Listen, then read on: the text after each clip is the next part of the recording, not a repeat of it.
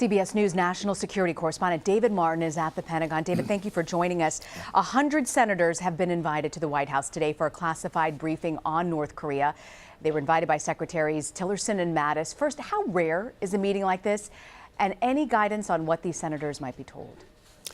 Well, briefings for all 100 members of the Senate are rare, but not totally unprecedented, although this is the first time that I can remember that all the senators came to the White House as opposed to the briefers going up to Capitol Hill. They're going to hear from four people. They're going to hear from the Director of National Intelligence, Dan Coats. They're going to hear from Secretary of State Tillerson. They're going to hear from Secretary of Defense Mattis. And they're going to hear from the Chairman of the Joint Chiefs of Staff, General Joseph Dunford.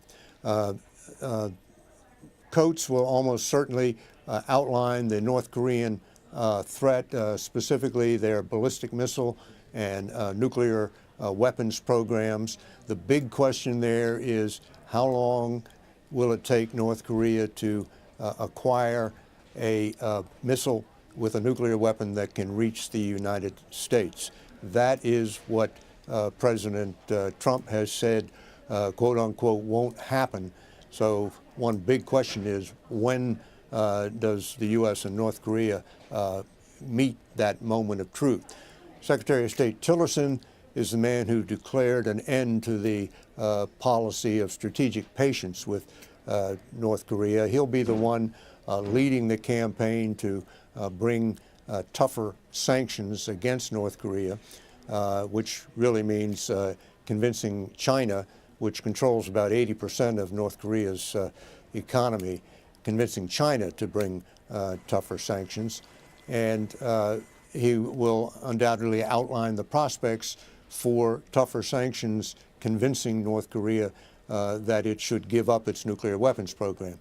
Then you get to the military options with the Secretary of Defense and the Chairman of the Joint Chiefs.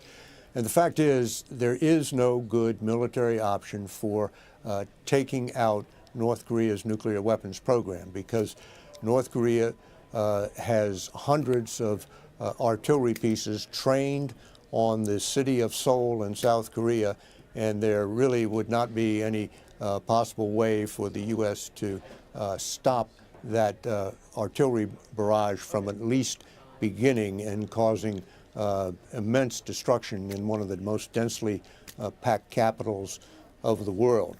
But there are military actions that the U.S. can take. They're doing it now with the carrier Vinson, just a show of military force. But beyond that, there are things the U.S. military can do. It can conduct cyber attacks that sabotage the North Korean missile and nuclear programs. And it could, for instance, begin intercepting North Korean ships at sea in an effort to better enforce any new sanctions. David, when you talk about cyber attacks and sabotaging these missiles, is there a sense from the Pentagon how effective that may be in North Korea? No.